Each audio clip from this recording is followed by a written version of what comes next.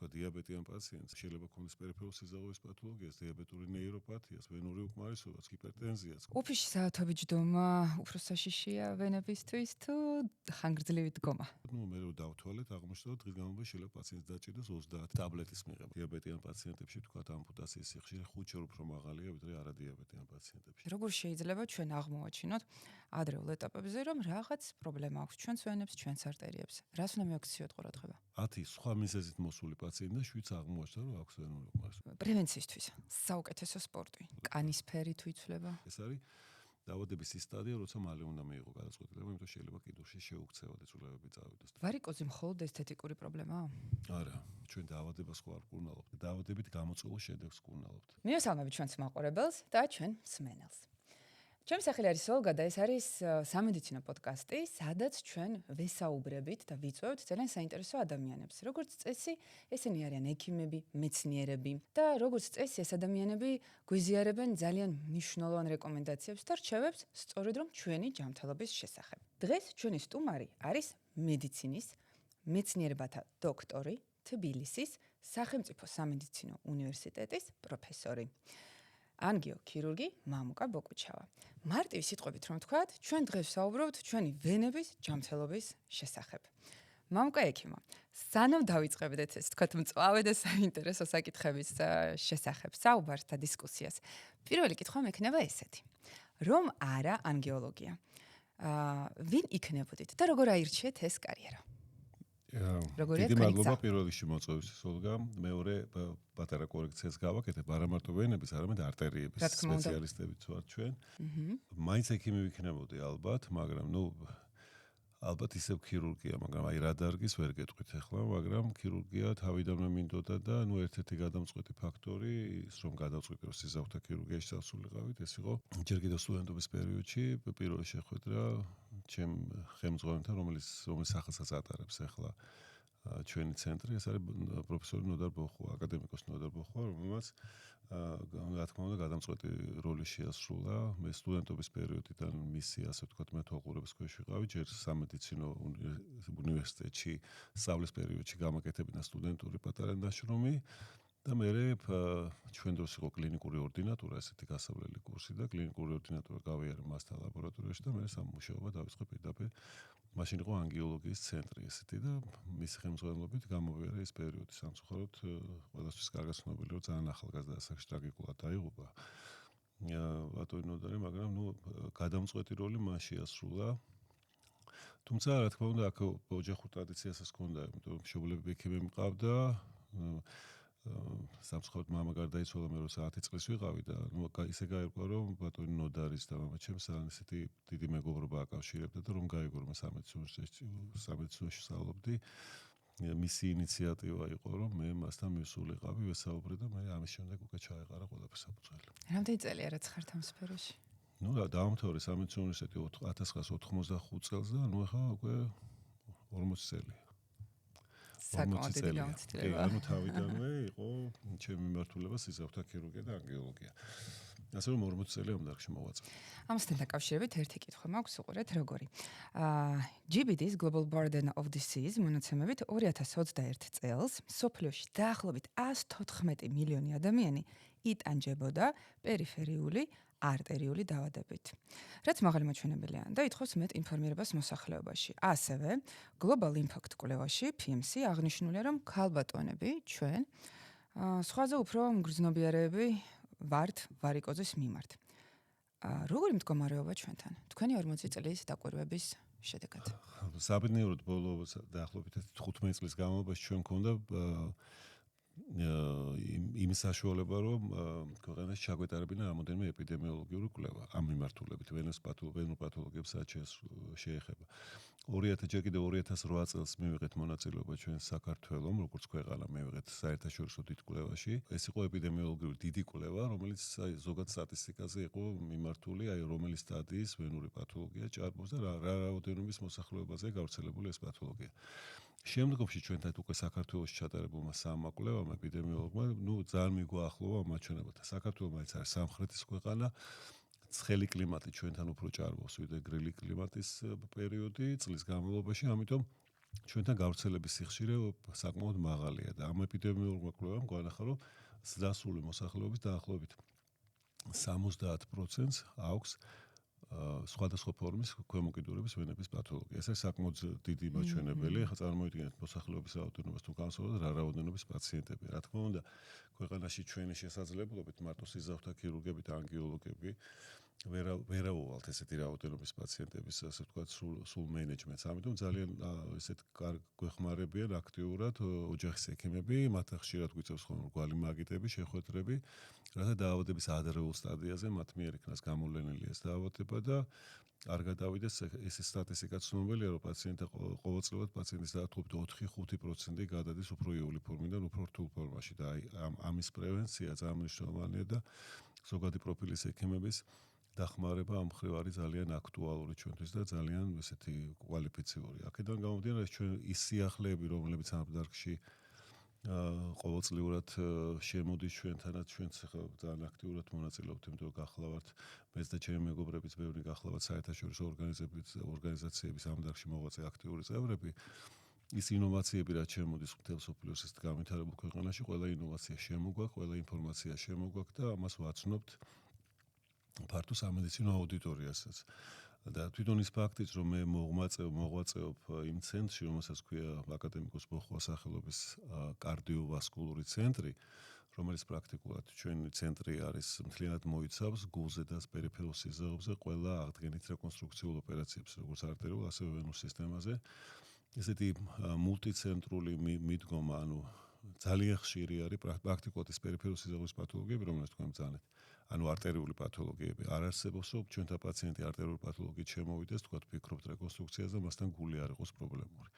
იმიტომ ეს არის ერთი სისტემა, გულსიზავთა სისტემა და ისევე როგორც კარდიოქირურგიული პაციენტი რო შემოდის კარდიოქირურგების ქირურგიული ჩარევისთვის, მასთან ხდება ყველა მთელი სიზავნის სისტემის შემოწმება, მათ შორის კაროტიდული, ანუ საძილე არტერიების, პერიფერული სიზავების და არა იშვიათად ყოფილა შემთხვევები, როდესაც ქრონიკულად დაგეგმილი გეგმიური კარდიოქირურგიული ჩარევის აორტოკორონარული შუნტირების წინ პაციენტთან აღმოგვიჩენია საძილე არტერიის ჰემოდინამიკურად მნიშვნელოვანი დაზიანება და ვინაიდან ამ დაზიანებით პაციენტის კორონარულ ქირურგიაზე გაყვანის პროცესში შეიძლება ინსულტის განვითარების მაღალი რისკი ყოფილიყო, პირველ ეტაპად გავიკეთებია, ან ერთ საოპერაციო სივრცეში გავიკეთებია მწვავე შემთხვევაში კაროტიდული ენტერექტომი და კარდიოქირურგებს გაუგზავნებიათ ოპერაცია აორტოკორონარული შუნტირებით. ამიტომ ეს არის რა თქმა უნდა მთელი სისტემის და ორგანიზმის ზოგადი პათოლოგია, კერძოდ ათეროსკლეროზი, რომელზეც მაქვს ლაპარაკი. ბოლოს საინტერესო კვლევებით გაირკვა, რომ თქვენითაც დაიწყეთ ლაპარაკი ვენების პათოლოგია, რამდენად ხშირად აქვს ვენების პათოლოგიის ქრონიკული ვენური დაავადების მქონე პაციენტებს, რამდენად მაღალი აქვს სიხშირე იგივე კორონარული პათოლოგიის და აქ არის გარკვეული ციფრები, რომელსაც გავაცანეთ კიდევაც ბოლო მონაცემებით. დაახლოებით 28%-ით მაღალი აქვს თქვა ქრონიკული ვენური დაავადების პაციენტებს წინაგულთა ფიბრილაციის სიხშირე, 28%-ით უფრო მაღალი. ასევე ეგრეთ წოდებული პულმონარული ჰიპერტენზიის შემთხვევებიც მაღალია და ასევე გულის უკმარისობის მონაცემები გაცილებით მაღალია პაციენტთა ქრონიკული ვენური უკმარისობით, ვიდრე პაციენტს, რომელსაც არ აქვს ქრონიკული ვენური დაავადება.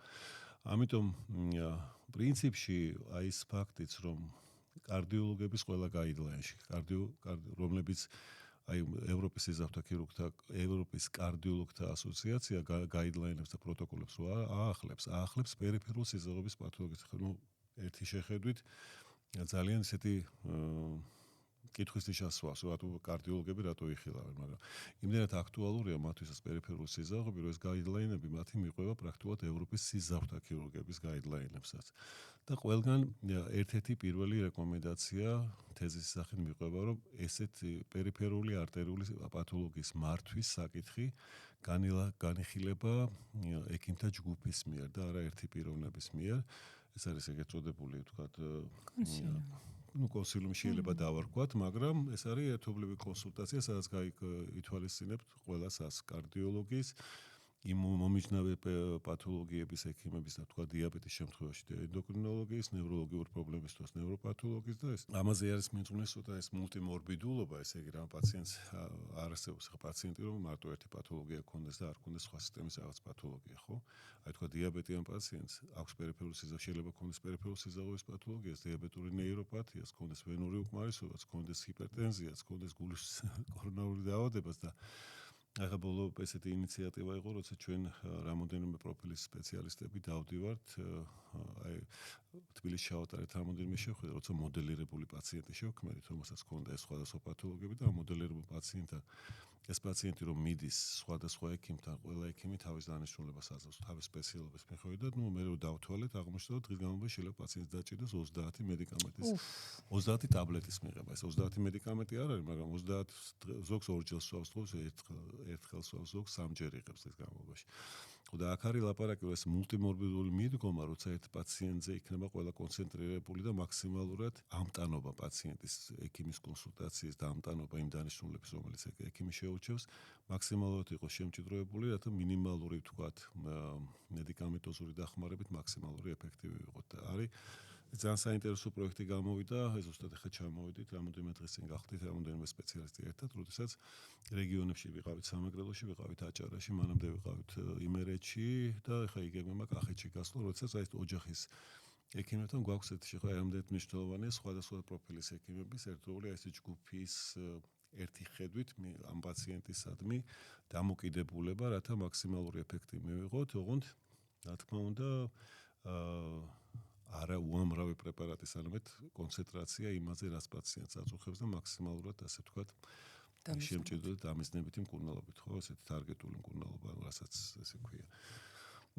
ამიტომ რა ვიცი ხა, ეს არ არის ხა, ამიტომ ჩვენი დარგიც ხა, ეს ანგიოლოგია და სისხლძარღვთა ქირურგია არ არის ესეთი გამიჩნული, ხო? ამიტომ ჩვენთვის ძალიან მნიშვნელოვანია ჩვენი კოლეგების იმ სპეციალობის ექიმების ხარდაჭერა, რომლებიც ჩვენ გვჭირდება, ხა. მაგალითისთვის ენდოკრინოლოგები მუდმივად მუშაობენ ჩვენთან, იმიტომ დიაბეტიანი პაციენტები და დიაბეტიანი პაციენტის პერიფერული არტერიების პათოლოგია უფრო მძიმედ მიდის, ვიდრე ჩვეულებრივი ათეროსკლეროზით. ათეროსკლეროზის დამატებული დიაბეტი ეს უფრო რთული პრობლემაა, გამოსავალის თვალსაჩინოებაც და დიაბეტიან პაციენტებში თქვათ ამპუტაციის სიხშირე 5-ჯერ უფრო მაღალია, ვიდრე არადიაბეტიან პაციენტებში.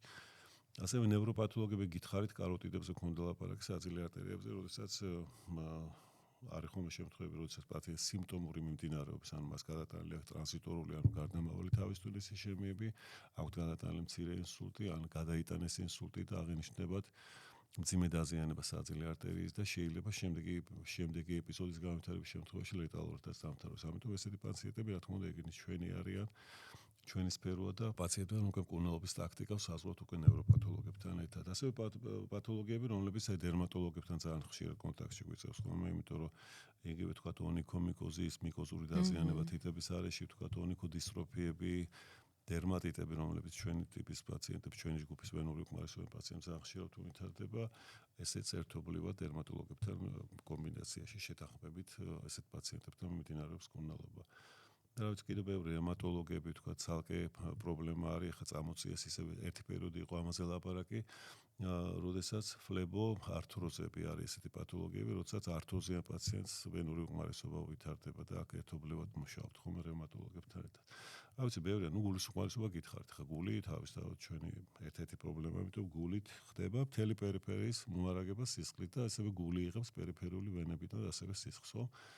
ამიტომ ეს არის ერთი სისტემა და არასდროს თქვათ კარდიოლოგები ჩვენი დახმარების გარეშე და ჩვენ კარდიოლოგების გარეშე. ამიტომ აი კარდიოვასკულური ცენტრი, აი ესე შეიკრა ეს ცენტრი 15 წელია უკვე ჩვენ ერთად ვართ და ჩვენ გვაქვს კარდიოქირურგია, გვაქვს სისხლძარღვთა ქირურგია, გვაქვს კარდიოლოგია, გვაქვს კარდიოინტენსიური თერაპია და გვაქვს 2 კათეტერიზაციის ლაბორატორია, 4 საოპერაციო, სადაც აი დილის 7 საათიდან მიდის ესეთი აქტიური მუშაობა. გამოდის რომ ძალიან კომპლექსურია. ჩვენ მე დავიწყე მარტივით კითხვით. მე არ დავამთავრე. თუმცა მთლად მარტივადაც არ ყოფილა საქმე. უყურეთ, ეს ცოტა სტრესთან დაკავშირებული, ანუ გამოდის რომ ეხა პაციენტი ამ ყველაფერს მოусმენს და შფოთვა შეიძლება დაეწყოს მას. როგორ შეიძლება არა თუ დავამშვიდოთ პაციენტი, არამედ როგორ შეიძლება ჩვენ აღმოვაჩინოთ ადრეულ ეტაპებზე, რომ რაღაც პრობლემა აქვს ჩვენს ვენებს, ჩვენს არტერიებს. რას უნდა მივაქციოთ ყურადღება? ნუ აქ არის პირველ რიგში გასათვალისწინებელი, რომ ყველა კარდიოლოგიურ, პერიფერულ არტერიულ და პერიფერულ ვენურ პათოლოგიას პრაქტიკულად ერთი და იგივე რისკ ფაქტორები აქვს, ხო? ეს არის მემკვიდრეობითი ფაქტორი პირველ რიგში, ანუ ვიღაცას მშობლებს თუ აქვთ განსაკუთრებით ვენების პათოლოგიაზე ვრცელდება ეს, იმიტომ რომ ეს არის პირველი რისკ ფაქტორი ვენების თუ მშობელს რომელიმე ერთ მშობელს თუ აქვს ვენების პათოლოგია გადაცემის სიხშირე არის რაღაც 50-60%, ორივე მშობელთან დაახლოებით 100%-ს უვითარდებათ. განსაკუთრებით ქალბატონებს რატომ აქვთ ეს ვენური პათოლოგია უფრო ხშირად? იმიტომ რომ მეორე რისკ ფაქტორი ქალბატონებში ეს არის ორსულობა და რაც მეტია ორსულობების რაოდენობა, მით დიდია ალბათობა რომ ვენურის პათოლოგია წინა პლანზე წამოვიდეს, თუ გენეტიკაც არის. ჭარბი წონა, ჰიპერტენზია, მაღალი არტერიული წნევის ციფრები, ის მავნეჩვევები, რომლებიც თამბაქო ყველასთვის პრობლემურია, როგორც არტერიული, ასევე ვენური პათოლოგიის, ასევე კარდიოლოგიური პათოლოგიებისთვის და დუნე ცხოვრების რეჟიმი. ამიტომ რეკომენდაციებში პირველ ხაზად მიყვება ყველა პათოლოგიას, თუ გვაძლევს პაციენტს საშუალებას, რაც შეიძლება აქტიური ცხოვრების წესით იცხოვრონ და ჭარბი წონა მოიშორონ. მაგრამ თუ აი ხავთ თქვათ თქვენი კითხეთ პირველი სიმპტომები, ხო? თუ პაციენტი ვიზუალურად არაფერი არ ეტყვა, მაგრამ პერიოდულად ამბობს, რომ ფეხები უმძიმდება, შეშუპება. შეშუპება ეს უკვე შემდეგი სტადია, რაღაც გაურკვეველი ტიპის დისკომფორტს გონს ფეხებში და იცის, რომ არ აქვს სარტყემამოწევრობის სისტემის არავითარი პათოლოგია, მაშინ ჯობია დროზე მივიდეს ექიმთან, რომ დროზე აღმოაჩინოს თუ არის საწყისი ფორმა ვენური უკმარისობის. რაც შეეხება არტერიულ პათოლოგიას, აქ ეხლა პრაქტიკულად ყველას ვაძლევთ რეკომენდაციას 35-40 წლის ასაკი და ყველა მიმოწმოს თუ არა აქვთ მანამდე აღმოჩენილი ლიპიდური ჩეკაპი, ანუ ლიპიდური ცვლა იმოწმონ და პრინციპში ძალიან ცოტაა პაციენტები, რომლებიც წელიწადში ერთხელ მოდიან და ჩეკაპს იკეთებენ ულტრაბგერით კვლევას, რომ აღმოაჩინოს სადმე ათეროსკლეროზული ფოლაკის დასაწყისი არის თუ არა. სამწუხაროდ ძალიან ბევრი მოდიან ძალიან რთული პათოლოგიებით და ხდება მერე ამის გასწორება. ამიტომ ეს არის აუცილებელი.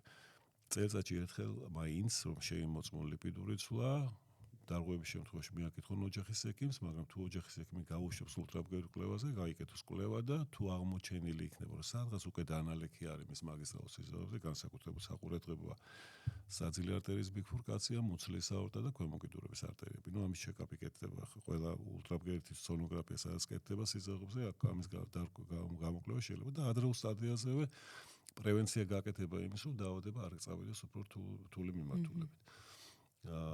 და აქ სამწუხაროდ ხო გითხარით, რომ ესეთი პაციენტები, რომლებიც ძალიან შორს წასული ფორმებით მოდიან, უკვე როცა ტროფიული დარღვევები არის განვითარებული, თქვათ ვენური წყლულები, რომლებიც სტატისტიკურად არ არის დიდი რაოდენობა, ეს არის მხოლოდ მე-6 სტადია ვენური უკმარისობით, რომელიც რაოდენობაში ზოგად პოპულაციაში ვენური უკმარისობენ პაციენტებში არ აღემატება მათი რაოდენობა 2-3%-ს, მაგრამ ერთი ესეთი პაციენტის მართვა იმდენ დანახარჯებთან არის, ისეთ ენერგიასთან არის, ფიზიკურ დატვირთვას და მორალურ დატვირთვას, არა მარტო მისი, არამედ ოჯახის წევრების, იმიტომ რომ წყლულების მოვლა ცალკე დიდი ფსიქოლოგიური, მატერიალურ დანახარჯებს მოითხოვს და პაციენტს რაც ფავარია შრომის უნარიანობას აკარგვინებს, ამიტომ აქამდე არ უნდა მივიდეთ რა.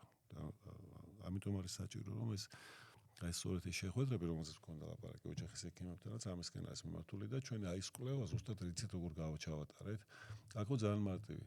ნებისმიერი პაციენტი, რომელიც მასთან მოდიოდა სხვა მიზეზით, თქვა თავის ტკივილი, თქვა მაღალი არტერიული წნევით მოვიდა პაციენტი, ექიმი ამ კვლევაში ჩართული ექიმი აძლევდა კითხვებს, ქონა თუ არა მას ის სიმპტომები, რომელიც უკვე ახასიათებს ქრონიკულ ვენურ დაავადებას და სწორედ აქედან 10-დან 10 სხვა მიზეზით მოსული პაციენტი და 7 აღმოაჩნდა, რომ აქვს ვენური უკმარისობა. აი ამ დადგინდა ეს. იქ იყო ძალიან მცირე რაოდენობა, რომელიც ამ ვენების გამო მოვიდა ექიმთან, მაგრამ აი აბსოლუტურად სხვა მიზეზით მოსულ პაციენტებს 10-დან 7 70%-ია. მაგიტომაც გითხარით, 70-ია ეს. აქ რა თქმა უნდა ჭარბობს საწყისი სტადია, ნულოვანი სტადია, პირველი სტადია, როცა კაპილარული ქსელი რაღაცეები აქვს, მაგრამ 70% ძალიან დიდია. ორსულობა აღნიშნეთ და კითხვა მაქვს, არსებობს თუ არა კავშირი ვენების და არტერიების დაავადებებსა და უნაყოფობას შორის. პირდაპირ კავშირი არა, თუმცა არის ერთ-ერთი, თქვათ ესეთი პათოლოგია, რომელიც შეიძლება ამის მაპროვოცირებელი იყოს, ეს არის ეგრეთ წოდებული, რომელიც ესე თქვათ დაძინებულ პათოლოგიად ითვლებოდა და ბოლო 10 წელია ცოტა წინა პლანზე წამოიწია, ეგრეთ წოდებული მენჯის ვენების პათოლოგია. სასქესო ორგანოების ვენების გადატვირთვას გულისხმობთ. ხო, გადატვირთვა, მენჯის სისავსეობის სინდრომი, რამოდენიმე სახელწოდებით არის, მაგრამ ეს არის საკმაოდ აქტუალური თემა. პირდაპირ კავშირი უშვილობასთან არ, მაგრამ იმდენად დისკომფორტს იძლევა სიმპტომური მიმდინარეობის დროს ეს მენჯის სისავსეობის სინდრომი, რომ აი ქალბატონები დადიან გინეკოლოგებთან, არკვევენ, ეცებენ თქვათ რაღაც პათოლოგიებს, მათ შორის ანთებით პროცესს, თქვა საკვერცხეების, თქვა საშილოსნოსი, მაგრამ გაირკვევა, რომ მას აქვს დილატირებული, იმდენად გადავსებული ვენური სისტემა, რომ ეს იძლევა მუდმივ ტკივილს. ძირითადი სიმპტომი ამის არის მენჯის, მცირე მენჯის არეში მუდმივი ტკივილი, რომელიც კუპირებას პრაქტიკულად ვერ ახდენენ და ეს არის 60% დაახლოებით რა იმ გინეკოლოგიური პაციენტების, რომლებიც გინეკოლოგთან მიდიან ამჩიველებით. სიმპტომებით. ჯანსაღი ცხოვრების წესი აღნიშნეთ, რაც თავისთავად სიმართლეა. თუმცა მინდა დავაკავშირო იცით როგორი კითხვა. პრევენციისთვის საუკეთესო სპორტი, ცურვა, როგორი სახის ვარჯიში? ყველა ის ვარჯიში, რა თქმა უნდა, რომელიც არ არის მძიმე ფიზიკურ დატვირთვასთან, მაღალ წონებით, რა თქმა უნდა და ჯდომასთან დაკავშირებული. ამიტომ თუ ვთქვათ შეზღუდვა აქვს პაციენტებს იმის რომ ვთქვათ აუზე ცურვა არის იდეალური რა თქმა უნდა ყველაფრისთვის, მაგრამ თუ ამის საშუალება არ აქვს რაღაცა მიზეზებით გამომდინარე, ფეხით სიარული მაინც. ცურის მერე საუნა? საუნაში დიდხანს კაბინაში ცოტა არ ვარ გაყოფნა ვენების პათოლოგისთვის დიდხანს მაღალ ტემპერატურაზე ყოფნა, ამიტომ არის ცხელ გარემოში დიდხანს არ ურჩევთ ხოლმე. 10-15 წუთი საკმარისია და მე ციფრწყალში თუ გააკეთებ კონტრასტულს ვარჯიშის მერე. მე ვარჯიშობ წონებით. მაგრამ ყინულს არ პოულობს. ყინულს არ პოულობ, გეთახავებით, მაგრამ საუნა.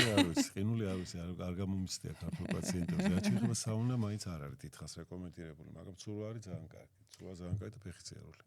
რა სიტყვით ყვებით დანამატებზე? მაგალითად, კალციუმზე. მაგაზე ვერაფერს ვერ გეტყვით, მე პრაქტიკულად ჩვენ დარგში გვაქვს ყველა ის მედიკამენტი, რომელიც სჭირდებათ პაციენტებს და გვაქვს. ხა ყვებითი დანამატი ერთ-ერთი, რომელიც შეიძლება იყოს რაღაცა, იყოს თქვა იგივე ლიპიდური წვლის, ანუ ათეროსკლეროზულ პაციენტებში რაღაცაზე, იქ თქვა სიტყვაზე გეტყვით ომეგა-3, თქვა ეს თევზის კონზე დამზადებული პრეპარატები, ესეთები ინდანერგილია, მაგრამ მე სიმართლე გითხრათ, მაინც ვერ იდები ყვებითი დანამატების დანიშნვას. უფრო ვაძლევ უპირატესობას ორიგინალს და ასეთ ბრენდულ მედიკამენტებს, რომლებზეც ვიცით, რომ შესწავლილია და ყველანაირად გვაქვს ინფორმაცია, რომ მართლა კარგია პაციენტისთვის და ის დადებითი ეფექტი რაც აქვს, ეს ამის მოლოდინი გვაქვს პაციენტად. და სახლში გამოყენებული კრემები, მასაჟები, რამდენად ეფექტურია, რამდენად ეხმარება პაციენტს?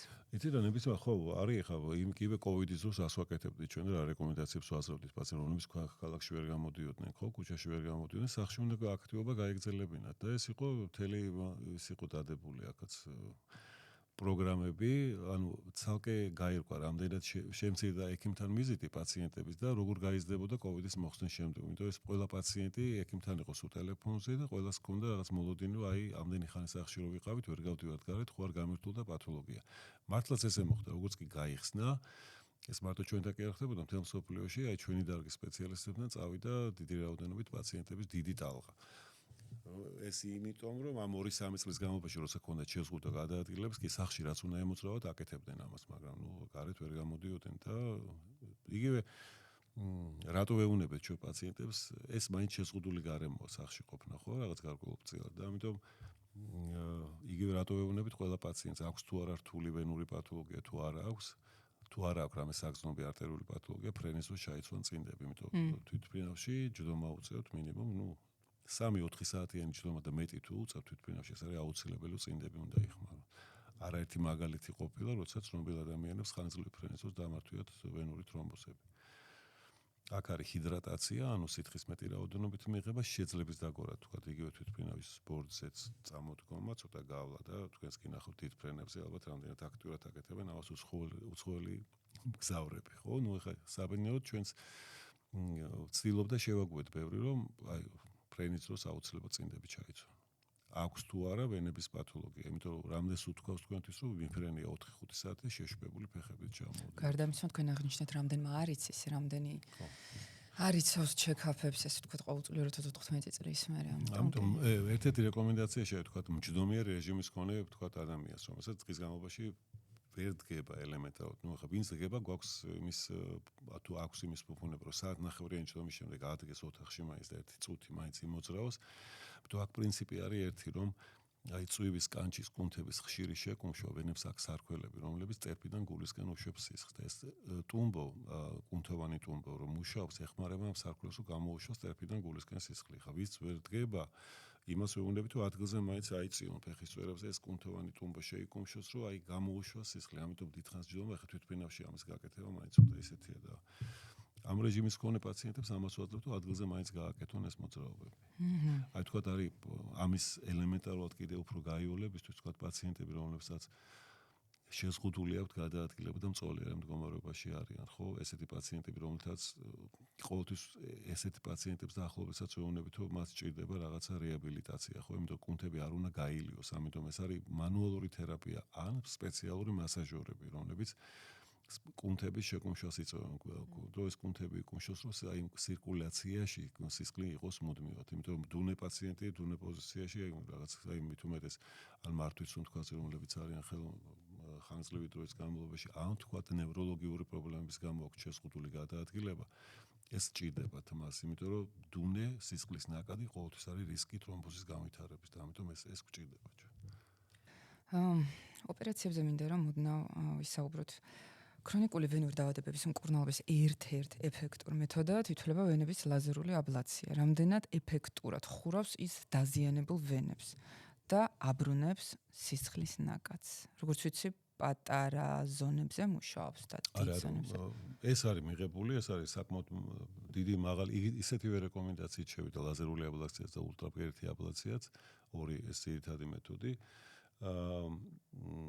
გაიდლაინებში, როგორც ის მეთოდი, რომელიც წლების განმავლობაში კეთდებოდა. ისიც დაიხვეწა სტრიპინგ ფლებექტომია, მაგრამ ლაზერული და რადიოსიხშირული აბლაცია ორივე დაახლოებით არის 10 წლიანი შედეგებით და 15 წლიანი შედეგებით გამოვლობით 95-98%-მდეა მისი ეფექტურობა ამ 10 წლების გავლის შემდეგ. ხო? როდის საჭიროებს პაციენტი ტრადიციულ? ყველა მეთოდს თავისი ჩვენება აქვს. ყველა მეთოდს თავისი ჩვენება აქვს, ამიტომ გადაწყვეტილებას იღებს ექიმი რა. ამიტომ ამის თქმა, რომ აი ამ შემთხვევაში ეჯობია და ამ პაციენტებს ეჯობია, ამიტომ ეს გადაწყვეტილება უნდა მიიღოს ექიმმა, რა თქმა უნდა, სათანადო კვლევების შედეგად. ულტრაბგერითი კვლევა არის გადამწყვეტი.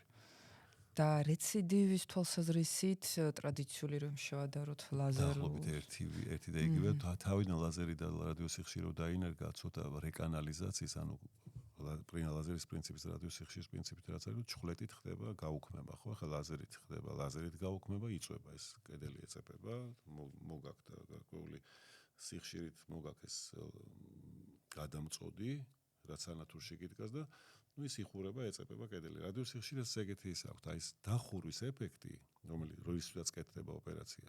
სტრიპინგის დროს ამას იღებ. ანუ აკეთებ განაკვეთ სპეციალური ინსტრუმენტი გაკავს და ამას იღებ.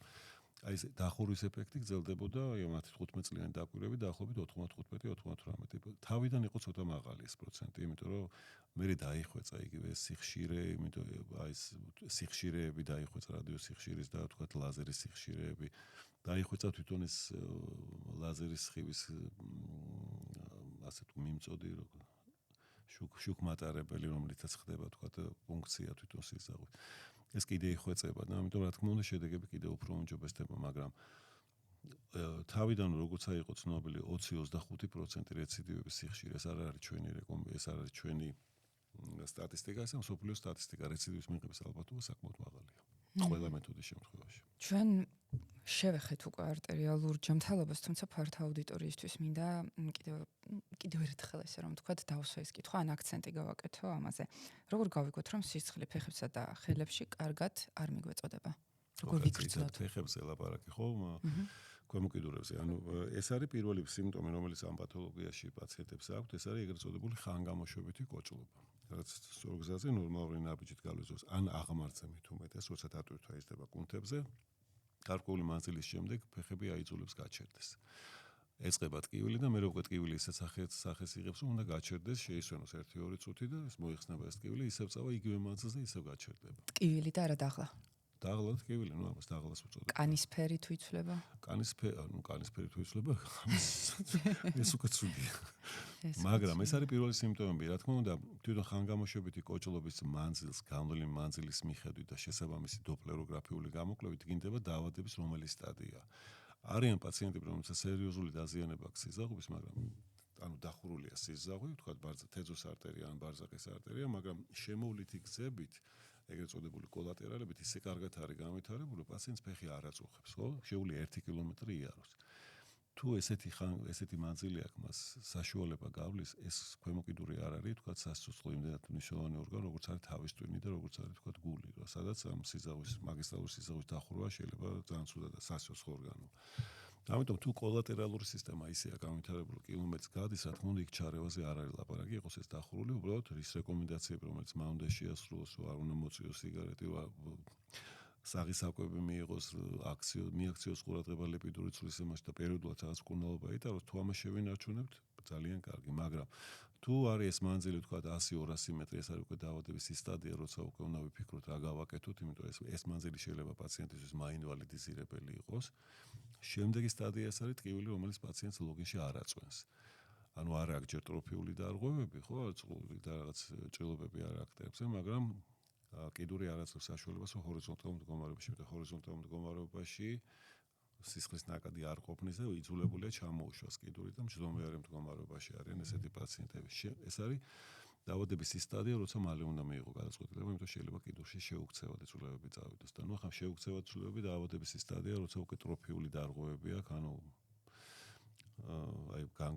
ნეკროზები და განგრენოსული ცვლილებები ვითარდება ტერფის არეში, ეს უკვე ესეთი ტერმინალური სტადია კიდურისთვის და ნუ უნდა მიასწრო და თუ გადაარჩენ შეიძლება რაღაცა კიდურის დიდი ნაწილი მაინც გადაარჩინო, თუ არ არის ნეკროზი და დიდ ფართზე გავრცელებული.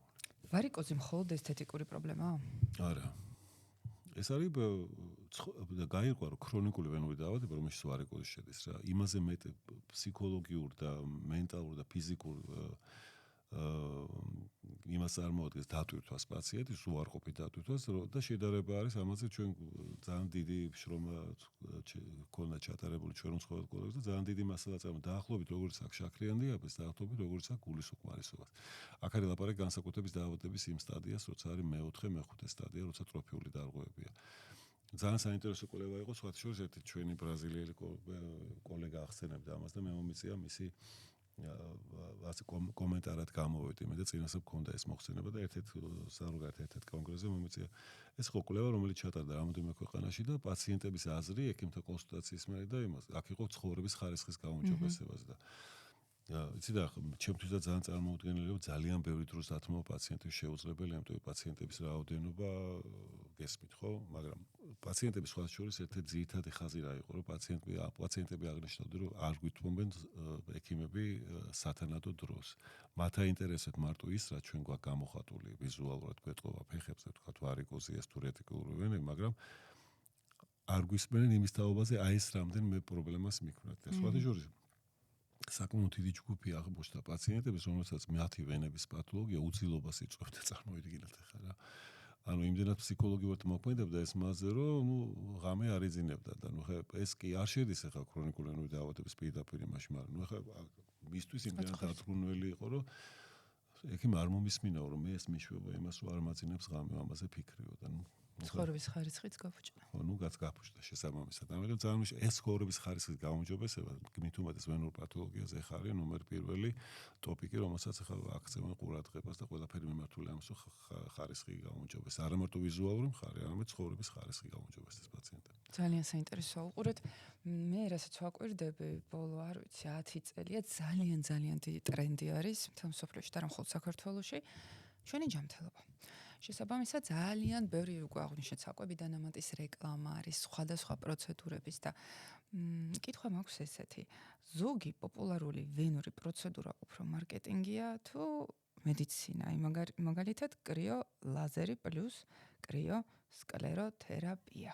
არა, ეს ყველა მეთოდი, ამ ყველა მეთოდს თავისი ჩვენება აქვს, ამიტომ მე ვერ გეტყვით, რომ ეს არის მარკეტინგი. რა თქმა უნდა, ეს სამკურნალო პროცედურებია, მაგრამ აქ შერჩევა უნდა მოხდეს იმის კი უამრავი მეთოდია.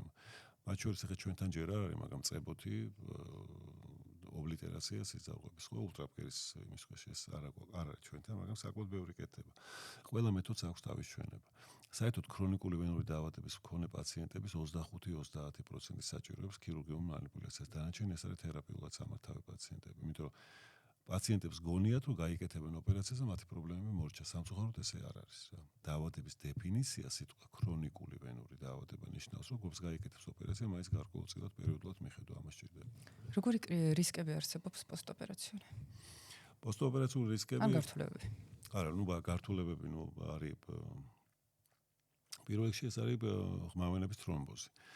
და აი სხვა შორის ძალიან საინტერესო იყო ბოლოს ახლა გახდით სოფლიო კონგრესზე, რომელსაც ალბათ მე კიდევ ვიტყვით რაღაცას, იქ ხონდათ ერთ საინტერესო მასალა წარმოქმნილი, რომ ერთ სისტემაზე, თქვათ ერთი კიდურის ერთ სისტემაზე, ვენურის სისტემაზე, თითოეულ კიდურს აქვს ორი კანქვეშა ვენურის სისტემა, ეს არის დიდი საჩინო-ვენის და მცირე საჩინო-ვენის სისტემა.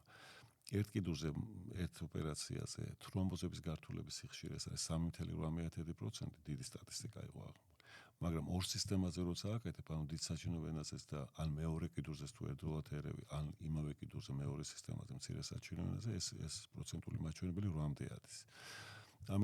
ამიტომ რეკომენდაციებში წამოვიდა უკვე რომ იქნებ ჯობია რომ ეტაპობრივად გავაკეთოთ რომ მაქსიმალურად შემოცილოთ. ახლა ეს არის ერთ-ერთი გართულება, ხო?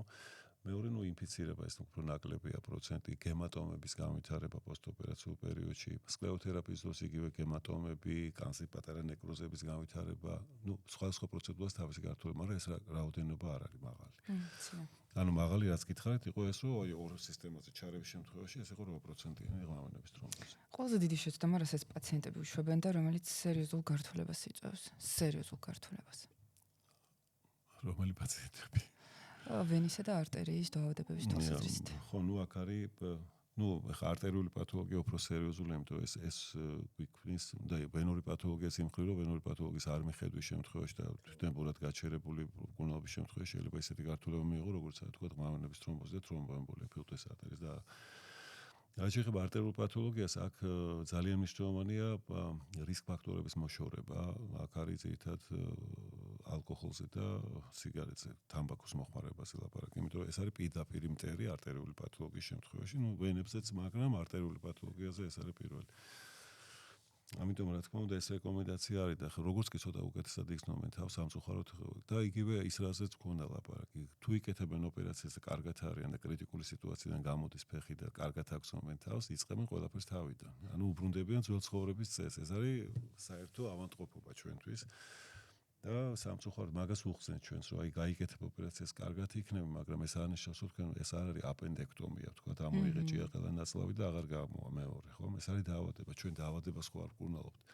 დაავადებით გამოწვეულ შედეგს ვკურნალობთ. ქრონიკულმა ვენურმა დაავადებამ გამოიწვია ვარიკოზი, თქვა, იმას ვიღებთ, გამოიწვია წყული, იმის კორექციას ვაკეთებთ, მაგრამ არტერიულმა ათეროსკლეროზმა გამოიწვია, ხო? დააზიანა სიზღვი, დახურა სიზღვი და თუ აღვადგენთ ამ სისხლის მიმოქცევა, შუნტირება იქნება, სტენტირება იქნება, რაიცი ბევრი მეთოდია, ხო, პროტეზირება იქნება. ეს ხო არნიშნავს, რომ ათეროსკლეროზი მოვსპევთ ჩვენ, ხო? ეს დაავადება გრძელდება, ამიტომ მე ლიპიდური კონტროლი, მე ეს რეკომენდაციები, მონიტორინგი სუჭირდება და შეიძლება უარესი მიიღოს, ვიდრე თქვა ოპერაციამდე მას ჰქონდა. ჩვენ საუბრობთ დიდებზე. ბავშვთა ასაკში უნდა მივაქციოთ ყურადღება რამეს? ბავშვებში ეს არის საკმაოდ დიდი თემა და ძალიან ისეთ რთული, ეს არის თანდაყოლილი მალფორმაციების სიზავღანი, ანუ ანომალიები, რომლებიც არის ერთად სამი სახის, ეს არის ვენური, არტერიოვენური და არტერიული მალფორმაციები. საბედნიეროდ ძალიან დიდი არ არის ამ რაოდენობა, მაგრამ ეს არის პაციენტები, რომლებიც ძალიან რთული სამკურნალოა და პრინციპში ბევრი ცენტრი არ მუშაობს ამაზე, არა მარტო ჩვენთან, არამედ მთელ მსოფლიოში. ეს არის მშობელი როგორ ხვდება იმას, რომ ბავშვს აქვს ინფორმაცია? არის მშობლები, რომელთაც დაბადებიდან მოყავთ ხომ, ცალკე სპეციალობა სიზავთა ქირურგია ბავშვთა ჩვენთან არ არსებობს. ამიტომ ახლა ეს ჩვენ ვართ სპეციალისტები, რომელთანაც მოყავთ ეს. აი თქვა ლაკა და დაბადებისთანავე სამშობლოში პედიატრია უნება, რომ აი ბავშვი გაჩნდა და აქ სადღაც ლაკა ჰიპერემული წითელი ლაკა, შეიძლება იყოს ზედაპირული კანში, ან შეიძლება იყოს აი თქვა ცოტა ღრმაქსოვიშიც, რომელსაც კავერნოზის ვეძახი ჩვენ ინფორმაციებს. საერთოდ თუ ესეთი წარმონაქმნის ზრდა ბავშვის დასთან ერთად სიმეტრიულად მიდის, რა თქმა უნდა, ჯობს რომ თუ რაღაცა სერიოზულ პრობლემას არ იძლევა და არ თულდება და არ ასწრებს ბავშვის კიდურის დას, თქვა, კიდურზე არსებული ეს მალფორმაცია, ჯობია მოცდის ტაქტიკას დაველოთ და უამრავი პაციენტი ყავს ესეთი, რომელთაც ვაკვირდებით 18 წლის ასაკამდე, როცა ამთავრებენ სტას და მე ჩამოყალიბების. ჯერტი ეს დაბადებისას ბავშვს ეს რაღაცა ვითარდება, თუ ეს არის კანის ფორმა, ვაკვირდებით ისინი შეიძლება თანდათან გაფრთხილდეს და 5 წლის ასაკამდე შეიძლება ძირითადად ალაგდეს კიდევაც. მაგრამ თუ ეს მაინც უგრძელდება, ვაკვირდებით წელიწადში ერთხელ მაინც კონსულტაციას, მაინც ულტრაბგერით კვლევას, ზომებს ვაფიქსირებთ, ზომების დაფიქსირება და შენახული გვაქვს ჩვენს ეს ინფორმაცია ჩვენთან ბაზაში. ეხლა ის ბავშვები ჩვენთან იმყოფებიან, მათ უყურებს და მშობელსაც აქვს თავში დასკვნა ხელზე და ამას ვაკვირდებით და როცა აღწევს უკვე ასაკს, მე უკვე ვაკეთებთ უკვე სპეციფიურ კონტრასტულ კვლევას და კონტრასტული კვლევის შემდეგ ვიღებთ გადაწყვეტილებას. როგორც წესი ეს არ არის პაციენტები, რომლითაც ერთი манипуляციით რაღაცით უშველი. ამას ჭირდება მე საკმაოდ დიდი ესეთი შრომა, ეტაპობრივი მკურნალობა და საკმაოდ ხანგრძლივი პროცესია ეს და ამიტომ ეს არის ძალიან რთული. ბავშვებში საბედნიეროდ ის პრობლემები რომელიც თუმცა გქონდა რამოდენიმე შემთხვევა, როდესაც აი განსაკუთრებით გენეტიკური თრომბოზების დროს, გენეტიკური თრომბოფილიების დროს, თუმცა მშობელს აკადატანი თრომბოზი, მყავდა მე 5 წლის ბავშვი, რომელსაც ყმავანების თრომბოზი ჰქონდა, თქვა დავითარებული და მე გავარკვევ, რომ ამასაც ქონია გადატანი და მე თქვენ ხომ აღნიშნეთ დასაწყისში, საკმაოდ მაღალი. ეს გენეტიკური მუტაციები და ეს ბავშვი ახლა უკვე 16 წლის არის და ეს ბავშვი მუდმივად მეთვალყურების ქვეშ არის და მუდმივად ანტიკოაგულანტო თერაპიის ქვეშ არის და გენეტიკას ვერ შეუცვლით და კარგად არის, მაგრამ გენეტიკა აქვს ეგეთი. უფიში საათობი ჯდომა უფრო საშიშია ვენებისთვის თუ ხანგრძლივი დგომა ფეხზე? არც ერთი არ ვარ. ვიცოდი რომ ეს პასუხი იქნება. თუ აი თუ გეხარ, თქვათ ყოველთვის ვთხოვთ ხოლმე ჩვენ სასულიერო პირებს, რომელსაც მოდიან, თქვათ ჩვენთან ამას ტაძარში დგომა რო უწევთ, ყოველთვის ვთხოვთ, რომ აი წირვალოჩის დროს ამდენად არის შესაძლებელი ფეხის წვერებზე აიწიონ, რომ ეს კუნთი მაიმუშაოთ. დგომის დროს ეს შესაძლებელია უფრო აქტიურად გააკეთეს, ვიდრე ჯდომის დროს და არც ერთი არ ვარ გაერთად დღეს, ამიტომ ყოველთვის ვთხოვთ ხოლმე ასეთი რეჟიმების მქონე ავადმყოფს, რომ დღის განმავლობაში დრო გამონახონ იმისთვის, რომ დააბალანსონ ეს სამუშაო პირობები. ჩემი კოლეგები ახერხებენ 1-2 წუთით გადიან სიგარეტის მოსაწევად. მთელი დღე ხედან. ნუ საქმეს აკეთებენ, არა? კი ბატონო. იცით ჩვენ ცხოვრობთ AI-ის, ანუ ხელოვნური ინტელექტის ეპოქაში. როგორ ფიქრობთ? შეძლებს თუ არა ხელოვნური ინტელექტი ვენების პრობლემების იდენტიფიცირებას, აღმოჩენას, მანამ სანამ გაგუჩნდება სიმპტომები? არ ვიცი, ხა ამ თემაზე საკმაოდ დიდი მოხსენება ჰქონდა ჩვენ ამერიკელ კოლეგებს, აი რომში იყო დიდი კონგრესი და იქ ჰქონდა და სხვა შორის არის ლაპარაკი, რომ აღმოჩენაზე დიაგნოსტირებაში არა, მაგრამ აი იმაში, რომ დაგვეხმაროს ამ ეტაპზე დაგვეხმაროს პაციენტის, თქვათ, ინსტრუმენტული კვლევების ზუსტ დიაგნოსტირებაში, ამაში ძალიან აქტიურად მუშაობენ. ეხლა ნუ იმით რომ თქვათ პაციენტების სიმპტომები ჩაუგდო თქვა ხელოვნური ინტელექტს და გითხრას რომ არის დაავადების და ნუ ამისთვის ეხლა მაინც დახმარება ნამდვილად არ დაგჭირდება, მაგრამ ეს არის პერსპექტივა და ეს არის დიდი პერსპექტივა და საკმაოდ სერიოზულად ვუყურებთ ჩვენ ამას, რომ საერთოდ არა მარტო საერთოდ სიზავო და საერთოდ მედიცინაში ხელოვნური ინტელექტი რაღაც თავის ადგილს დაიკავებს. რამხელა ადგილს ნახოთ როგორ გამითარდება მოვლენა. როგორ ფიქრობთ საქართველოში დროულად მივიღებთ? კი, ასაკურველი ხა რაც კიდევ ერთხელ გემოვთ, რაც ახალი ხდება სოფლიოში, ჩვენ ასე ვთქვათ, პულზე ხელი გვიჭირავს და არა ვართ შორს, იმიტომ რომ საკმაოდ მსხვილ საერთაშორისო ორგანიზაციებში ჩართული ვართ ხელმძღვანელობის დონეზე და ამიტომ რაც ახალი ინფორმაცია მოდის, მათ შორის სამეცნიერო თვალსაზრისით ჩვენთანაც შემოდის ეს ინფორმაცია. სასიამოვნო მოსასმენად ნამდვილად. არსებობს თუ არა რა იმ სახის კავშირი, კარდიოლოგია ვთქვით, ნევრალგია ვთქვით, სხვა დარგებსა დამატებით ჩვენს დარგთან? აი ხა ვთქვათ, ჩვენ ძალიან აქტიურად მუშაობთ, უფრო ახლოს ვითანამშრომლობთ აი განსაკუთრებით ფლებოლოგიის დარგში. ფლებოლოგია ეს არის ვენური პათოლოგია, ხო? აქ არიან კარდიოლოგები, აქ არიან გინეკოლოგები, რადგან ხონდა ლაპარაკი, აქ არიან დერმატოლოგები, ანუ კანის სპეციალისტები, აქ არიან რევმატოლოგები. ეს არის 4 ძირითადი მიმართულება, რომელთანაც ჩვენ ჭიდრო შეხება გვიწევს, ამიტომ ამ მიმართულებით ამ დარგში საკმაოდ ინტენსიური გვექნება. ახლა ვთქვათ კარდიოლოგები აქვს ახლოს მომავალში კონგრესი და იქ მომზადებთ ალბათ ინფორმაციას. აი კარდიოლოგიური და ვენების პათოლოგია რამდენად გადაკვეთაშია ერთმანეთში და როგორ არის ეს ურთიერთშეხება და როგორი მართვა უნდათ ესეთ პაციენტებს. არსებობს რემეს სკოლა საქართველოში? რის სკოლა? სადაც მულტიდისციპლინარული მიდგომა არსებობს. არა, ესეთ სკოლა არ არსებობს და ამას ვამკვიდრებთ. ახლა ჩვენ რომ ეს მულტიდისციპლინარული მიდგომა ჭირდება და აი რაც გითხარით ყველა გაიდლაინში და პროტოკოლში არის რამოდენიმე მიმართულება, სადაც მულტიდისციპლინარული მიმართულება თქვათ. აი ფილტვის არტერის თრომბოემბოლია, ხო? რამოდენიმე ცენტრში საქართველოში, მათ შორის ჩვენთანაც, მათ შორის შაფიძის ცენტრში, კიდე არ ვიცი რამდენიმე ცენტრში, მე მგონი არსებობს ერთი პულმონარული ემბოლიის მართვის ჯგუფი. აქ არის ჩართული რამოდენიმე სპეციალისტი, ხო? აქ არის ჩართული ინტენსიური თერაპიის სპეციალისტი, აქ არის ჩართული კარდიოლოგი, აქ არის ჩართული სისხლძარღვთა სპეციალისტი, აქ არის ჩართული რადიოლოგი, იმიტომ რომ პაციენტი ჭირდება კარდიოლოგიური კვლევა, რადიოლოგიაში კურსულ კატ ანგიოგრაფიას და იმ კვლევას, რომელიც ამას ადგენს, აქ ჩართულია რეანიმატოლოგი. ამიტომ აი ესეთი მულტიცენტრული ჯგუფები, აი ხა რაც გითხარით ის მაგალითი, რომელთაც ჩვენ დავდივართ, ენდოკრინოლოგი, თქვა სისხლძარღვთა სპეციალისტი, კარდიოლოგი, და ძალიან საინტერესო გვახლავს ფსიქოლოგიც. ანუ ფსიქოლოგი აჯამებს ამას ყველაფერს და მე ბოლოს ამბობს, აი პაციენტის ამტანობა როგორია და აი პაციენტთან ამდენად მნიშვნელოვანია ესეთი მიიტანო ეს ინფორმაცია ზუსტად, რომ პაციენტმა ზუსტად მართოს თავის თავი და ზუსტად მიიღოს ის დანიშნულება, რომლებიც ექიმებისგან მაქსიმალურად შემჭიდროებული იქნება. გითხარით რაოდენობა რა წამლებს იღებს, რა რაოდენობას ხედავს ახლა პაციენტი, ამიტომ აქ არის ლაპარაკი, რომ ამის ოპტიმიზაცია და მოხდეს, რომ მინიმალური ვთქვათ დატვირთვით პაციენტისთვის. აი მაგალითად პაციენტს ურჩევნია რომ ყველა პაციენტს აქ სტატისტიკაც გქონდა ჩვენ მოყვანილი, როდესაც პაციენტს ერთხელ ქონდა დღის განმავლობაში წამლები მისაღები, ერთი წლის განმავლობაში ესეთი პაციენტები აგრძელებდნენ მკურნალობას, ეს იყო დაახლოებით 90%. ერთხელ ერჩივნათ მიღება. ორჯერ როცა იყო მისაღები, რა თქმა უნდა, უფრო ნაკლები იყო. სამჯერ მისაღებად საერთოდ 30-დან 40%-მდე იყო ჩამოსული რაოდენობა. ანუ გასაგებია.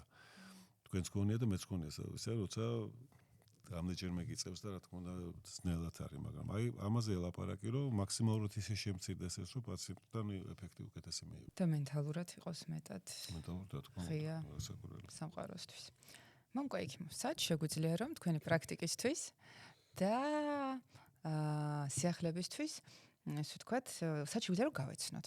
არა, მე მოღვაწეობ მხოლოდ ერთი და იგივე ცენტრში, როგორც მოგახსენეთ, ეს არის აკადემიკოს პოხუას სახელობის კარდიოვასკულური ცენტრი, სადაც მოღვაწეობ როგორც ქირურგიული აქტივობის, ასევე სტუდენტებთან მუშაობის, ასევე ამბულატორული მუშაობის, იქ იქნება პაციენტების მიღებაც, სტუდენტებთან საქმიანობას და დილით ადრე ვიწყებ, რაზეც დამეხმარნენ ძალიან ჩემი თანამშრომლები და პრინციპში ჩვენ გავაკეთეთ მათი მხარდაჭერით, რა თქმა უნდა, აქ იყვნენ რა თქმა უნდა საოპერაციო მედლები, აქ იყვნენ რა თქმა უნდა ანესთეზია, რეანიმაცია და რა თქმა უნდა ქირურგები, ჩემი კოლეგები, რომლებიც მეხმარებიან იმაში, 8 საათზე დავიწყო საოპერაციოში მუშაობა.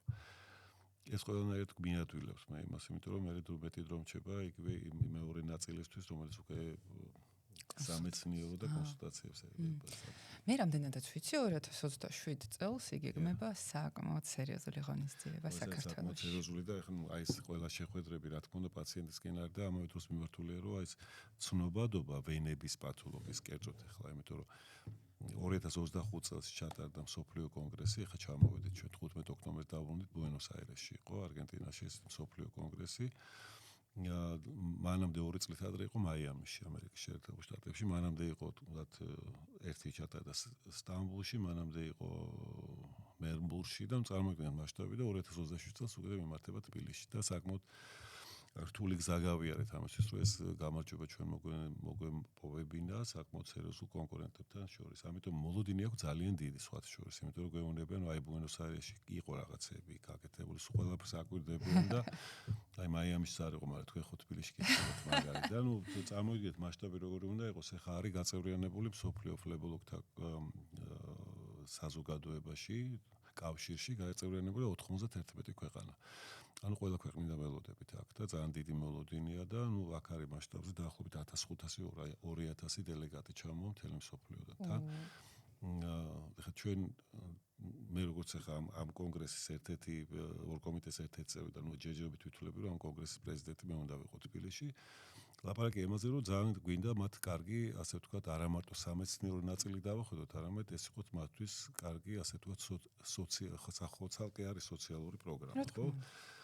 ამიტომ ძალიან ინტერესით არიან რა შეიძლება ნახონ საქართველოში, ამიტომ შეიძლება ჩვენ გავაკეთოთ ისე ცოტა გავაფართოთ, ეს წარდება 14-17 სექტემბერი 2027 წლის და შეიძლება però მათგან შევთავაზოთ 2 დღით ადრე ჩამოსვლა რაღაცების, იმიტომ პრეკონგრესი გვექნება ჩვენ რაღაც აქტივობები, ეს იქნება ვორქშოპები, რაღაცები, ვინც ვორქშოპზე იქნება დაკავებული კი.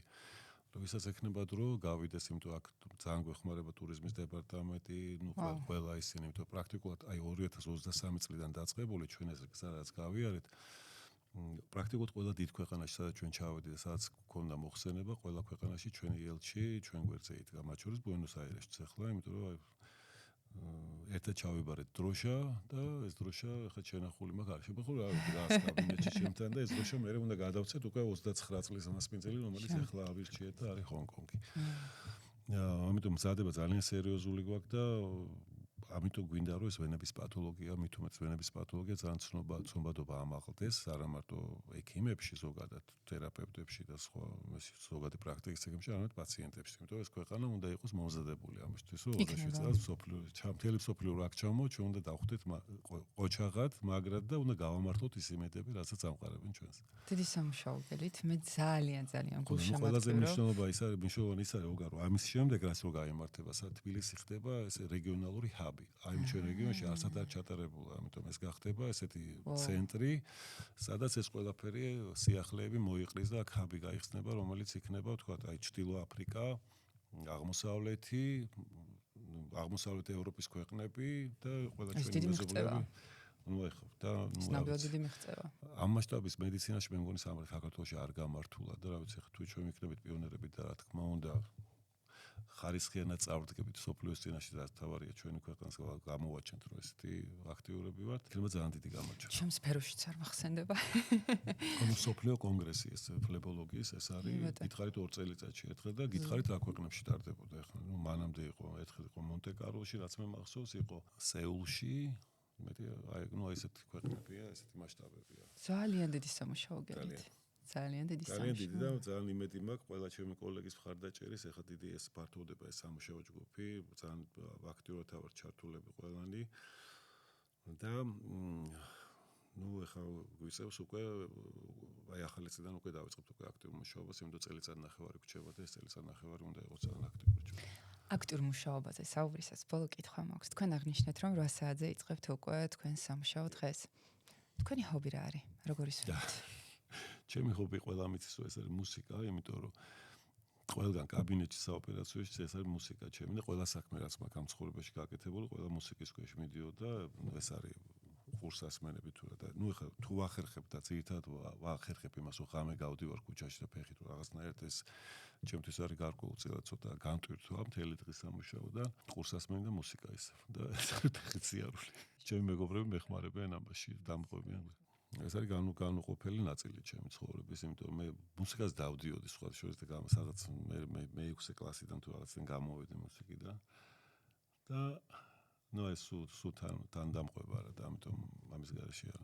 ძალიან მესმის. მეც მაგ დალღაზე ვარ. დიდი მადლობა. მადლობა თქვენ მოწვევისთვის, მადლობა.